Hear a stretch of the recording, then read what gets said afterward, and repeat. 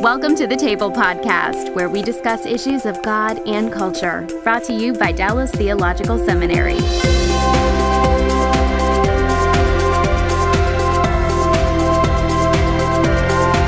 Welcome to the table. We discuss issues of God and culture. Our topic today is creation, the story of creation in the early chapters of Genesis. And I am pleased to have my good friend and fellow Chosen People Board colleague, Dick Averbeck, who teaches Old Testament at Trinity Evangelical Divinity School. I got it all out, along with being director of the doctoral program there with us. I'm just going to call him by his name. Dick, it's great to have you with us. Thank you, Darrell. I'm looking forward to it. Our topic today are the early chapters of Genesis and some of the things that get said about it. It's one of those areas that is fraught with controversy, virtually, as you say in a review that you wrote on a book written on this. Every good deed will go punished in dealing with this chapter. Any effort to address it, people will be wrestling with what you say and in many cases reacting to it. But we're going to try and kind of clear out some of the core ground and think about what these chapters are and are not doing. And so with that in mind, let's talk a little bit about the relationship between Genesis 1 and Genesis 2. And just kind of to frame the conversation, there are people who say those two chapters kind of intersect with each other and are related to each other in one way or another. And then there are other people who say, no, these are two fairly distinct accounts and pictures of creation. So, and then I'm going to let you play with that however you want. Any combination or one preferred to the other, and why should we see it one way versus the other in thinking about the relationship of these two chapters? Well, I think that one of the things that stands out is that in chapter 2, verse 4, you have this formula called Toledot formula. It means generations or accounts. These are the generations of the heavens and the earth when they were created. And this formula, in Hebrew, the Toledot formula, extends through the book of Genesis, and it links the previous unit to the following. So it always refers to things that are already there, but then goes on and develops what happens with them, whether it's a genealogy or whether it's an account. So your point is these genealogies run through the book of Genesis, and they're outside the Genesis 1 to 11 that often is the topic of some discussion and extends into 20 to 50. So that puts us in a certain kind of genre. Am I reading between the lines right? Yeah, it really is highlighting the fact that this is really connected to history. Okay. And including chapter 1, but Genesis 1 is kind of like a prologue of the larger universe, and then Genesis 2, 4, and following really goes into the cosmos of humanity. Mm-hmm. And so it zeroes down in toward humanity from the larger universe. Okay, go ahead. They're connected through this Toledot formula, which means that yeah, they are linked together, but they're different movements as well. Okay. Now, that raises the question of what's the relationship of chapter 2 to chapter 1 then. Mm-hmm. And some people like to see it as in lockstep with Genesis 1, so that Genesis 2 is just about the Genesis 2 is just about the sixth day in Genesis 1. There are some problems with that, because in the text, what happens is that you get, for example, in chapter 2, the creation of the birds, okay? And in Genesis 1, they're created on day 5, not day 6. Mm-hmm. And so there's things like this. Now, some translations try to get around that by saying that God had created the birds and so on. But the grammar of the text is really clearly a basic past tense narrative form, and it's difficult to justify translating it that way, although some have done that. Okay, so let me take a shot at this. So Genesis 1 is like the big panoramic overview of how creation takes place. And then if I were a TV director working with script sheets, Genesis 2 would kind of be zooming in on the creation of humanity, but there also is some literary collapsing going on and synthesizing and summarizing, if I can say it that way. So issues of sequence, which sometimes come up about the differences between the two chapters, are understood better with that being in the background. And that's distinct from the view that says, well, really, chapter 1 is doing one thing and chapter 2 is doing another thing, and you shouldn't put those two together at all. And you shouldn't think about any kind of sequencing between those two at all. Am I reading you right as to which is the better alternative? There is distinctiveness, but they're definitely connected in the text, and we shouldn't ignore that. Okay. So the attempt to suggest that these are two fairly distinct accounts that basically are highlighting different aspects of how God created the creation in general and then the creation of humans in particular is a less than completely adequate way to read the relationship between the two chapters. Yes. Okay. And that's an important discussion because it sets up how we think about Adam and Eve, and two, how we think about the relationship of God's participation in the creation. So I'm going to transition kind of to our second concern in thinking through this. There are a lot of things going on in these two chapters as we think about the creation. There's no doubt about that. And one of the ways in which this material can sometimes be handled is to ask the reader to make a choice. And the choice goes something like this. These chapters are representative of who humans are. They're archetypical, and describe kind of the role in creation of human beings, but we shouldn't press them too hard for their material contribution to how the creation has taken place. A kind of either-or approach to the chapter.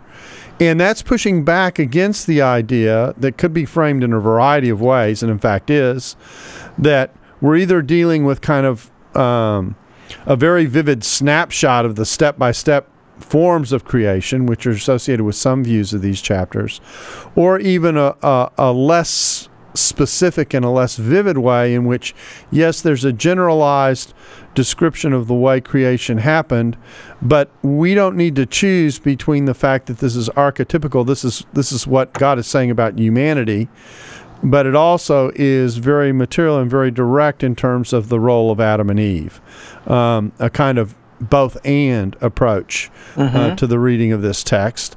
And then you have some people who shy away from the archetypical category and just say, well, this is strictly about the creation of Adam and Eve. So I've kind of given you three views there. How do you see these early chapters playing out in terms of those options? Well, I think that part of the point that is being made in the text is that the term Elohim for God overall, okay, is the term that's used for God in Genesis 1. But in Genesis 2, then it begins with this Toldot formula, and it says in the beginning, when the Lord God, Yahweh God,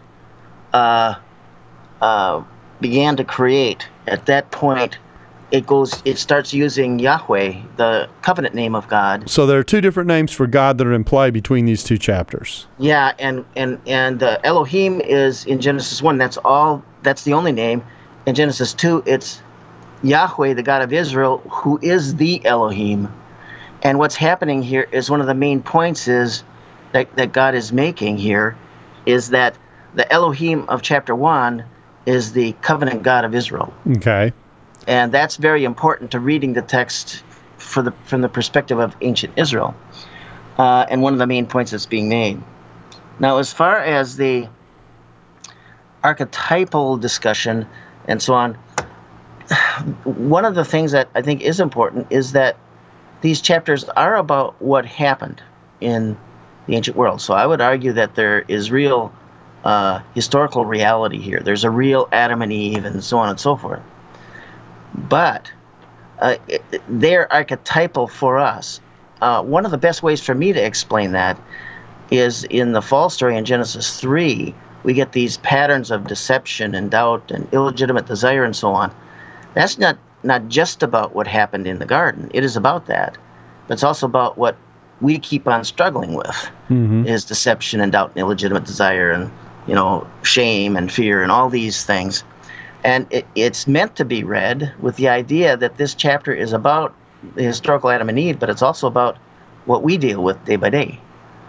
And so there's the archetypal, and that shows up in this as when you get creation, you get the pattern of existence. You get the pattern of what these realities are or who these people are in such a way that it helps us to understand who we are. And that's what we mean by archetypal. And so I'm hearing you say that we don't need to choose between whether there's material historical description in here and or representation in here. We've got a little of both. Yeah, well, and one of the connections with that is that we know that in Genesis 1 it talks about, for example, on day 4, God made the lights to be signs for seasons and years and so on. They had a particular function, and also then to shed light on the world. But it also says, so God made the 2 great lights to rule the day and so on. And he put them in the heavens. The point is that the text deals with both the function of things, but the foundational material creation of them as well. And it is a mistake to try to drive a wedge between the two. Okay. So now when we think about this, I mean, are we this may sound like an odd question. Are we getting a movie reel presentation of how God did this creation, or is there something slightly more, and I don't know what other word to use, literary and summarizing about what's going on? How would you deal with that particular aspect of the question? What do we do with the imagery that we've got here? Things like carving out of ribs and that kind of thing, or even the sequencing of the days. Well, one of the things that stands out in the reading of the chapter is you have this 6 days and then the 7th day, the Sabbath. If we look through the Bible and even the ancient Near Eastern contextual literature of the Bible, you'll find that this 6-7 pattern is used regularly as a literary motif. It's a way of shaping a story in an understandable way, and the ancient Israelites would be fully used to that pattern. Like in Proverbs, there are 6 things the Lord hates, yes, 7, in Proverbs 6, various places. And this patterning shows up in many different places, including construction of the tabernacle and the temple and so on. So what I'm seeing here is that the shaping of the Genesis 1 through 2, 3 account is really shaped according to this literary pattern. And so when we talk about day 1, for example, I think what we're getting is not necessarily a movie. It's more like a snapshot. Here's day 1, and God is drawing our attention to this, and he's saying, I made it. And then he moves on to the next unit, the firmament of the heavens, and draws our attention to that, and he says, I made it. And he keeps on going through, progressively through the chapter. These snapshots are eliminating the conditions that we have in verse 2 of the deep, dark, watery abyss. Giving order to the creation. Yeah, so day 1 is let there be light. Well, that eliminates the total darkness of verse 2, and so on and so on and so on. So in these snapshots, just to play with the metaphor a little bit, aren't necessarily momentary snapshots. They are synthetic snapshots of the sequencing of the orderliness of a huge creation put compactly into 6 pieces, if I can say it that way, with the rest coming on the 7th day. Yeah, the rest being the 7th day, so we get the 6-7 pattern, right? Which is, again, a very important literary pattern in the Bible. So I think that's basically what God is doing. He's trying to tell us by walking our step by step through it in a way that makes sense. It does reflect the structure of the world and the basic framing of what relies on that. So you have the dry ground before they get the animals. You know, you get the rakia, the firmament of the heavens before you get the lights in the heavens. All of these things, and the result is you end up with a kind of not just a cosmogony, not just a creation, but a cosmology. How does our world fit together, and how does it work? So there's both material content and functional description both at the same time. Yeah, and that, you know, of course you have to have the material creation, but of course you have to have the function. Why make something that doesn't work? Right. And what is the creation for? Where is it trying to take you? I mean, that's part of what Origins is all about. Isn't just telling you where it came from, but telling you what its purpose is and where it's trying, what you're supposed to do with it. So you get this big picture view there in the Genesis 1 account, and God says at the end, it's all very good. And he did it. And he had made it, okay, and it's all very good. He's really happy with it. And then on day 7, he stops. He stops because he's done. That's what Shabbat, the word means, is to cease or to stop.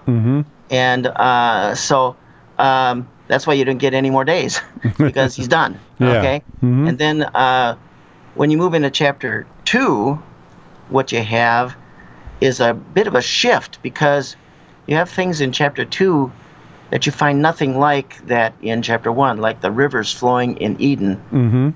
And they talk about the Tigris and the Euphrates River. Well, those are realities that the Israelites knew were actual historical markers, you know, geographical markers in the real world of humanity.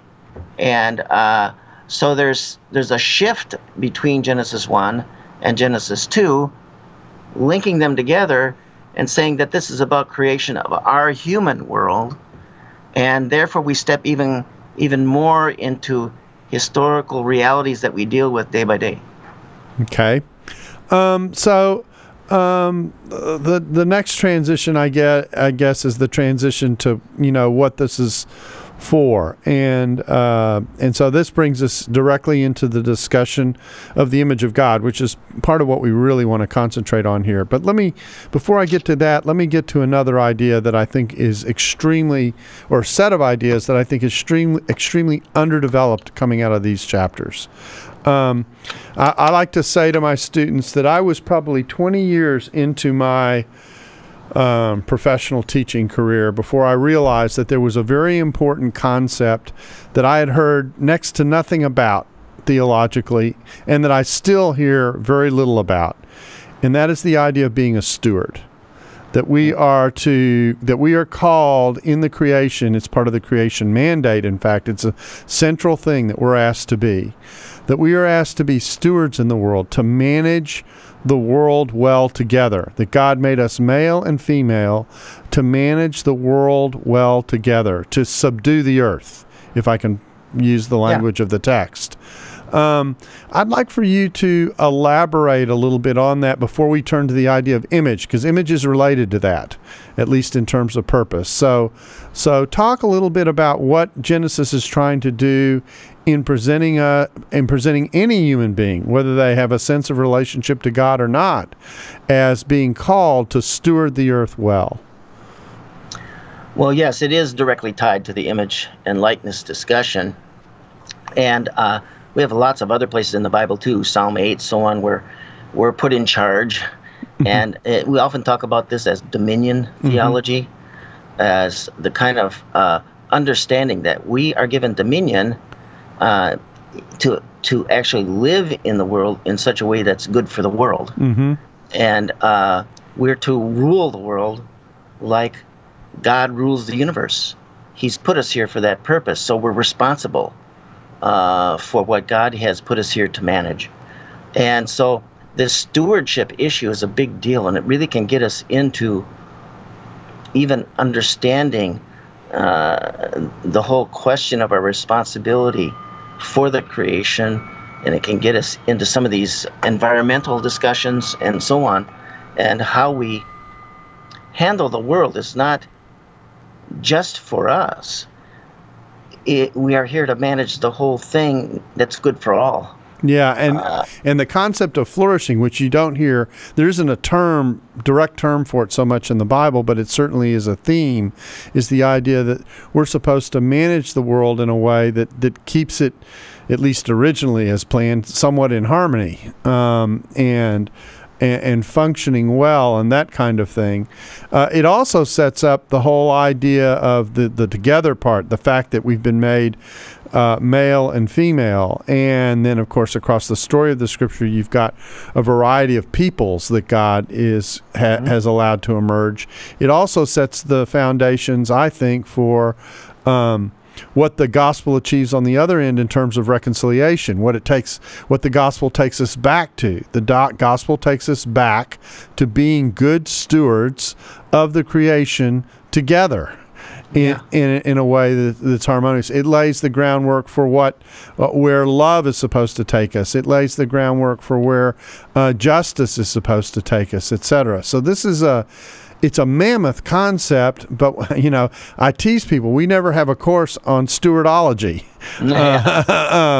but maybe we ought to. It certainly is a big part of what would technically probably fall into anthropology, and is sets the tone for what the assignment is, what the calling of human beings are, as they reflect the capability of that God has given us, that is a reflection of Himself in the creation. And the word dominion is a tricky word because it suggests an idea of domination, and it certainly has that because it has authority built into it. Mm-hmm. But the way in which God has created man and woman to work together, where she is the helper, the helpmeet, talks about a cooperation in that, and a complementarity in that is designed to mutually enhance what each brings to the stewardship. The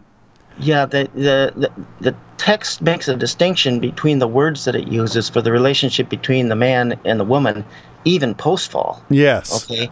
It makes a distinction between those words and these, like subdue. Mm-hmm. This word kabash, how it sounds even. Right. I love that word. Verse 28, where that is, there's going to be need for us to take control of this thing. Right. And God is saying that right at the beginning. The point is that He's put us here for managing it well, being fruitful, multiplying, and spreading out so that we're present in it to manage it, and so on. And that's going to take we have to be who we're created to be. That's His image and likeness. Yeah, and I sometimes tease people that it's really interesting that, at least in Genesis 2, the driving climax of the creation is the creation of the woman. She finishes off the sequence and completes something that up to that point, in everything else that's said in chapter 2, there is an inadequacy in the creation that she fills. Yeah. That's, I think, really an important point, and that's already set up for us in Genesis 1 when it talks the image and likeness, because it's the man and the woman together in that that's section. Right. That is the image and likeness of God. We're together in this thing, and we need both to make it work. You can't be fruitful and multiply without both, and so on. Yeah. But then in chapter 2, it develops that further into the dynamics of the world of the man and the woman, and says it's not good that the man be alone. And so the whole point of the movement is that man would have who he needs as his companion in the midst of this, and that they become one. There's no domination here in chapter 2. And it's not supposed to be a competition either. It's not supposed to be a competition either. It's a cooperation. No. That's exactly right. And so what we have here is this cooperation that is intended to be good for them and for everything else. Yep. And we even see this in chapter 3 when the failure happens, because in one sense, I think it's fair to say that the story of Genesis 3 is the failure of each of them to uphold the other in the midst of what takes place. And it's interesting because Scripture later on in the New Testament comes to blame each of them in one way or another for what took place, because they have each let the other down by the way in which the fall happened. Yes, and in fact, God curses the serpent in the ground, and it has effects on the man and the woman. Mm-hmm. And the result is that the repercussions are felt throughout. Nobody's kind of given a pass here in terms of this. We're all responsible, male and female. Yep, and I sometimes think that we underappreciate that dimension of the fall. That the failure, it could have been that God could have judged humanity at the point in which Eve hands the fruit to Adam, and and encourages him to take and eat. But that doesn't happen until he himself responds, and they both fail together. Yeah. And the next question is, what should they have done then? Yeah. In my view, they should have just run to God and say, now what we do? Now what do we do? Yeah. Yeah. We're in a mess here. And of course, they did the opposite. They ran away and hid. Yeah. And of course, the whole core of the temptation came in two parts. The first was a doubting about whether God meant what he said. And the second is in the idea of, look what you can be if you act independently of God. Yeah, that's a big part of the dynamics of our fallenness even today. Mm-hmm. So obviously these are profound chapters in terms of what they lay out for us theologically, etc. So with all that kind of setting the backdrop, let's turn our attention to the image of God. And I think part of what I want to deal with here is who's responsible for creating the image of God in us, and what is it that the Scripture is depicting in that? And at one level, obviously, the answer is transparent. God is the one who made it. But how is this being depicted? Is this being depicted as part of a process that just and this I could be accused of characterizing here, but just kind of fell into place, or is this part of a process in which God consciously injected himself into a process that says, I am making man and woman? Well, as I read chapter 1, this is intended to be understood to be the climax of God's creative work, and that he is going to inject his own personality into the creation through the creation of humanity, and they're going to function according to who he is, and that's the whole call. That's the whole mandate. In this context, part of the issue is that there's been a lot of confusion about what do we mean by the image and likeness. I've been involved in some discussions even very recently where scholars are debating this whole discussion, and I've had people, right from the front, you know what I mean, saying, well, obviously we have no idea what the image and likeness is. The fact of the matter is we really do if we anchor it in what's actually going on in the text at its foundation, rather than get so carried away with speculations about it. There's a lot of metaphysical speculation that goes on around the image and likeness, but it needs to be anchored to what the text is actually doing. Okay, so you've set that up pretty nicely. You know what the next question is. So what is the text doing, my friend? Well, one of the things that's really clear to people who are working in the Hebrew text is that the word for image, tselem, and the word for likeness, demut, this is statue terminology. This is very physical terminology. And we actually have a text from times of ancient Israel in which it's a text written on a statue, the Tel Fehariah inscription.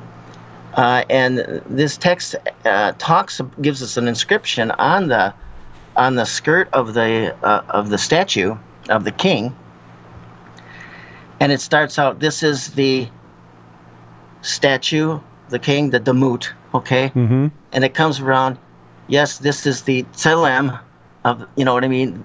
And it does that twice. Okay, so it goes around on that twice. We want you to get it. Yeah. The point is that helps us here in Genesis 1 with something that's there anyway. The problem is we've been fighting the lexicon a lot in the whole discussion. It's clear that this is physical statute terminology, but we've wanted to make it so metaphysical that we've unanchored that discussion. And so the anchor is found in that we are like or in an image of God standing here representing him in the world. Okay, so the key word is representation and a certain kind of representation. And that's what's on this other statue as well. It's the statue represents this king in this place before this God.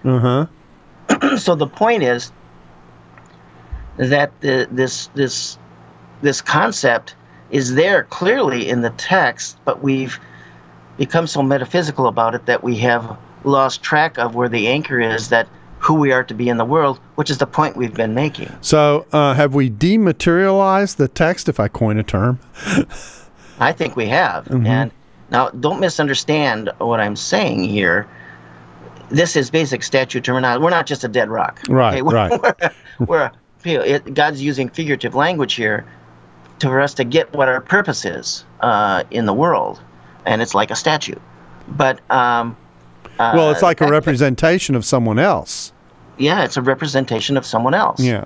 So God. Yeah. And so what's important here is to keep that in mind as kind of the anchor for the discussion. What tends to happen is that people then go into all the metaphysics of the capacities that we have to do that. Right. Which is what the text isn't talking about in Genesis 1. But God has given us all sorts of capacities to accomplish that. And I think we should be looking at them more as a whole, and they are capacities, and that's important.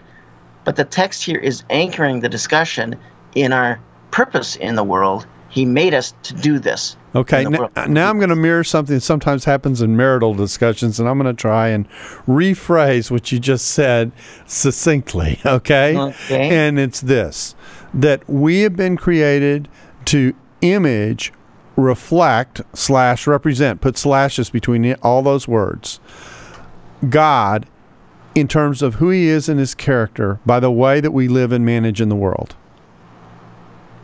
Yes.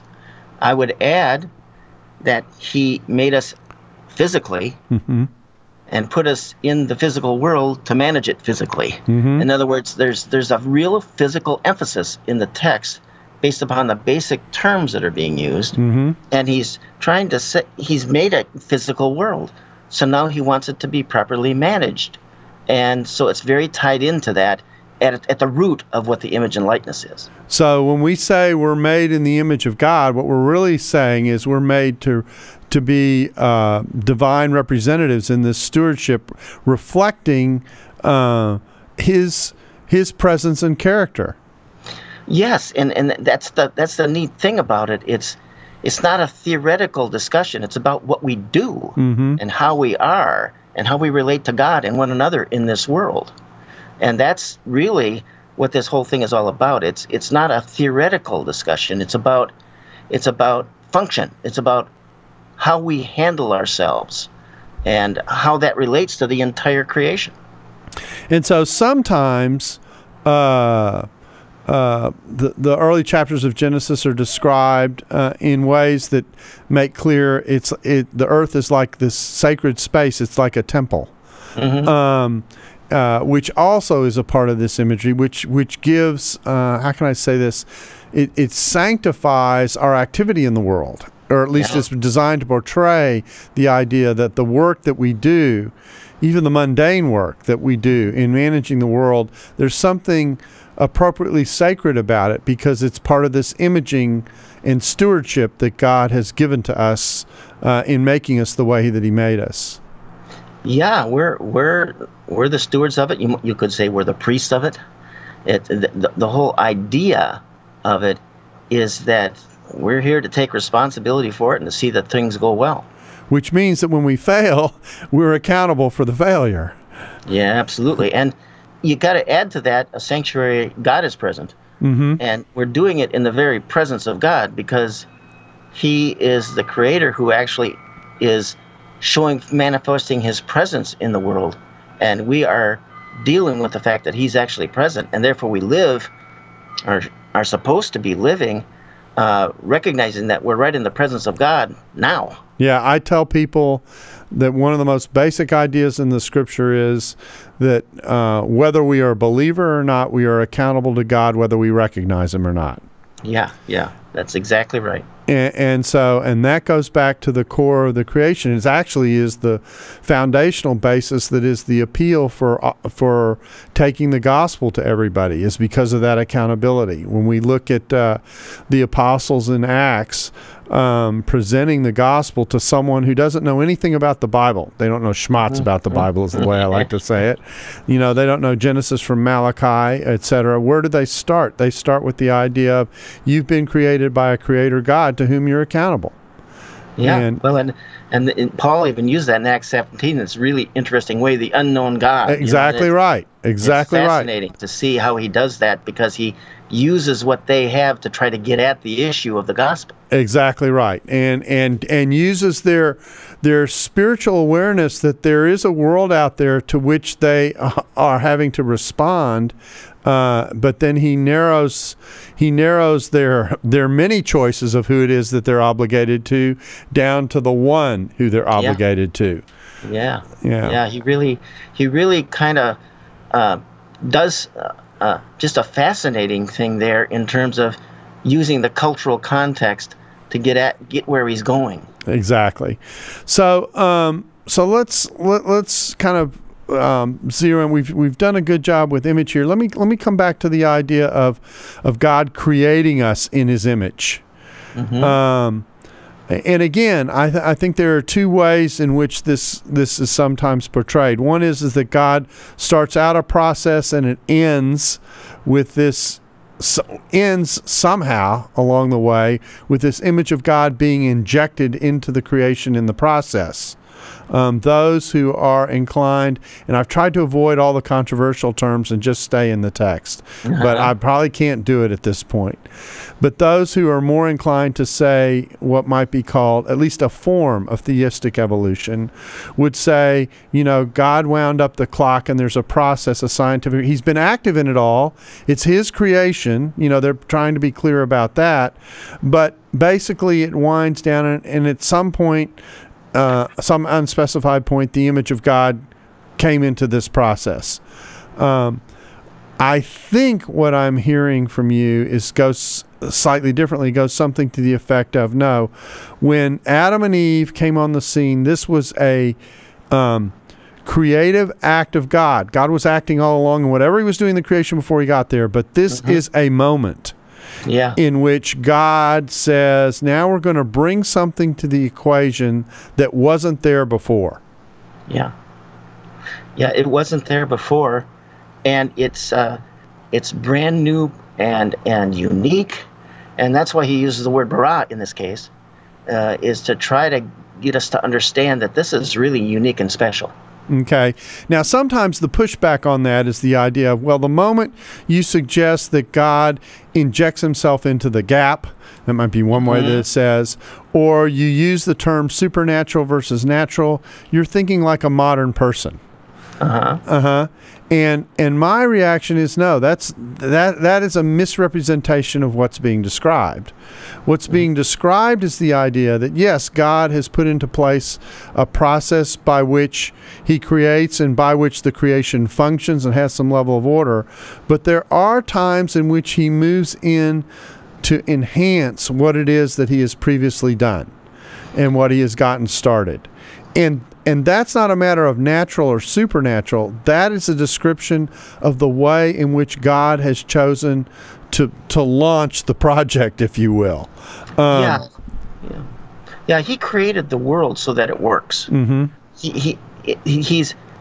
So he even says, like on day 3, he even says, let the earth bring forth. You know what I mean? So there's these secondary causes that he's pulling into it, saying this function in a certain way, and that brings, and he's setting up that ongoing function. He's meaning to create a world that is by its very nature productive. So I'm flipping the switch, if I can use an analogy. It's like I've designed this, and at certain points I flip the switch, and now the elect juice is running.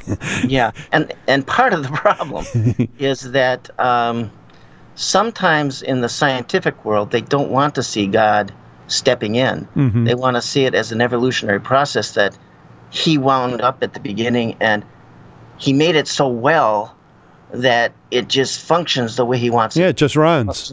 But the problem is that's not the way the Bible describes God. He steps in the day of the Lord. He does, various things. He hasn't separated himself. Unfortunately, sometimes theistic evolution has a lot of evolution in it and very little theism. Mm-hmm. And the result is we get almost a deistic evolution. And the result, and we end up with a God who isn't really active.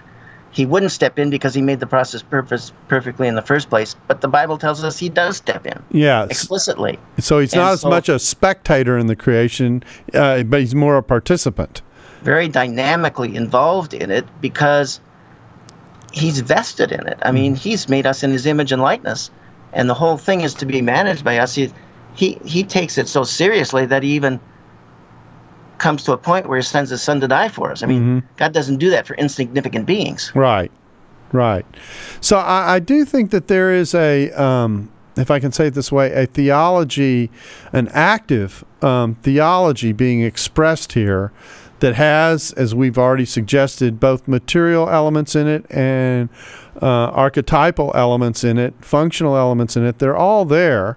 And the danger sometimes is that we get, and we've kind of approached the entire podcast this way, the danger can be we get so locked up in the controversy that we're having about creation and evolution, etc., that becomes the focus of the discussion, doing the apologetics related to those questions. Mm-hmm. And in the process, we miss actually what the emphasis of the text is about describing who it is that he's made us to be. Yeah. And that's really the whole point of the revelation is for God to communicate to us who we need to be because of who he is. Mm-hmm. And if we miss that, we've kind of aborted the whole process. Yeah, and if I can stick at something in the middle of that, it's who we need to be because of the way he made us, but it's also who he's called us to be because of the task that he's given us in making us the way that he made us. Yes, exactly. Yeah. And so, and that takes us back to the steward and image imagery. That gets tough to say. Right. That's right. And that's why it's so important to understand that we are part of this physical world. Mm-hmm. In chapter 2, we're referred to as living beings, like the animals are referred to in chapter 1 as living beings, the same terminology. We're part of it, and yet we stand out because of who God has designed us to be. Yeah, I like to tease people that as far as I know, there are no First Presbyterian churches of dolphins and First Baptist churches of bears. That there is. Except up in Chicago. Well, no, that's a football team. That's a different deal. That's a different kind of worship. Anyway, but you're going to draw me in a direction we don't need to go. But the point here is that we have a capability of relating to this being who made us that is unlike anything else in the creation. Yeah. And that's part of the covenant part. And the interesting thing about that is, but this is a whole nother podcast, is that relational dimension with God, which expresses itself in the covenant structures of the Old Testament, shows a personalness of engagement that God has with us that some very famous monotheistic religions tend not to have, and here I have Islam in mind in particular, with its emphasis on the sovereignty of God, but its lack of discussion of the covenant relationship and the love that God has for people. Everything goes through the lens of submission rather than the lens of relationship. Yeah, that's why we need both the transcendence and the immanence in our real understanding, because our God is is really dynamically involved in all that goes on from before creation to consummation and beyond. And so this is something that he's personally involved in as the sovereign God overall. And the other dimension that injects is that it shows the amount of investment that God has put into the relational element of how he has made us to be. Which sometimes in the midst of our pursuit of right understanding and those kinds of things we can minimize, and yet when the rubber hits the road, it's always, or often always, at the level of how we're relating to the people around us. That takes us back to the creation mandate, because we were called to manage the creation well together. And so it's always corporate, and it's always social. Yeah. And it is important to understand that man, when he talks about let us make man in our image, he's not talking about making one man. He's talking about humanity, because the verb then, and let them rule. Yes. Okay. It's not a singular thing so much as it is a collective thing in terms of how we function. Now, it can be understood in a singular way too, like in Genesis 5 with Adam and so on, and then on into the Noahic thing in chapter 9. The point is that you can think of it from both directions, but where this really begins, this whole concept really begins, is with the collective. Yeah, and it becomes the basis of all our core ethical responsibilities. Because we're designed to stand next to other people who share in the task that God has given to all of us. Yeah, it's unfortunately, because of the fall, there's this enmity, and it shows up there in chapter 3 with when he's in the garden hiding from God, and God confronts him. The man says, "Well, the woman." That you gave me, by the way. Yeah, she did it and you did it. She you know what I mean? He's blaming the woman and God. And the woman just blames the serpent. So nobody's responsible here. That's exactly right. It's always transferring the responsibility to someone else. And that is such a pattern amongst us that we destroy relationships. Yeah, when we don't own our own junk, we create our own junk. Yeah, that's right. And it's really terribly destructive to in all sorts of contexts, in marriages as well as in churches, in ministries, in all sorts of ways. Yep. Well, Dick, I thank you for taking the time to help us walk through this passage and to help us focus on some core themes that we think it's about. And this is obviously very fundamental material theologically, very rich material theologically, and you've helped us walk through it. So I appreciate you giving us your time to help us do that. Thank you very much for the opportunity just to talk through these things with you. Yeah. And we hope that you've enjoyed your time with us at the table, and hope you'll be back again with us soon. I enjoy this, yes. Yeah, good. Thank you. Yeah. And we thank you all for listening, and trust that you will be back again with us soon as well. Thanks for listening to the Table Podcast. For more podcasts like this one, visit dts.edu/the table. Dallas Theological Seminary. Teach truth, love well.